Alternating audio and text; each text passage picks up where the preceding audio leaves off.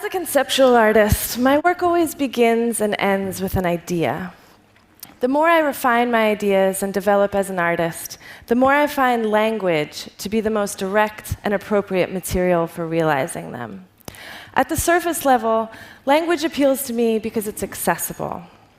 In order to understand my work, a person only needs to know how to read. But upon closer inspection, one simple word, or in this case, the absence of it, can contain a world of meaning. I'm particularly interested in the way we use language to regard and refer to the passing time. The word now, for example, is so specific and yet so ambiguous. Now could refer to this very second, the length of this talk, this week, this year, this century. And since I'm a sculptor at heart, at some point I began to think of words as objects. I started to give words like now a physical form and ask questions like, how long is now? Or what's the distance between now and then? This custom-engraved sign says now on one side and then on the other. When mounted to a wall in a corridor, the sign is like a blade that slices through a person's path, dividing time and space. The sign physically delineates the past from the present, or, if you approach it from the other direction, the present from the future. But now isn't static, it's dynamic.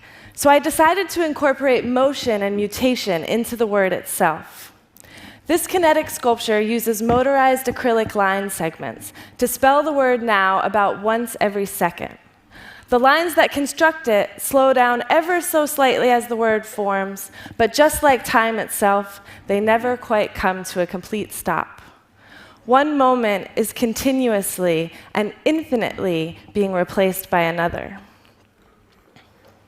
Eternity is a sculpture I made in collaboration with my partner, Mike Fleming. We mounted 30 electric clocks to the back of a large piece of white acrylic, arranged their hour and minute hands to spell the word eternity, and then plugged all the clocks into a series of power strips on the floor. So, when the switch on the last power strip is flipped, the clock hands begin to move, and the word almost immediately disappears into a jumble of black lines. Eternity doesn't reappear until the clock's hour hands naturally return to their original positions exactly 12 hours later. By definition, eternity is a state to which time has no application. For a brief moment every 12 hours, this sculpture allows a legible word to appear, using clocks that would ordinarily keep time to materialize the immaterial concept of timelessness. Wonder is a kinetic sculpture that's brought to life by the movement of others.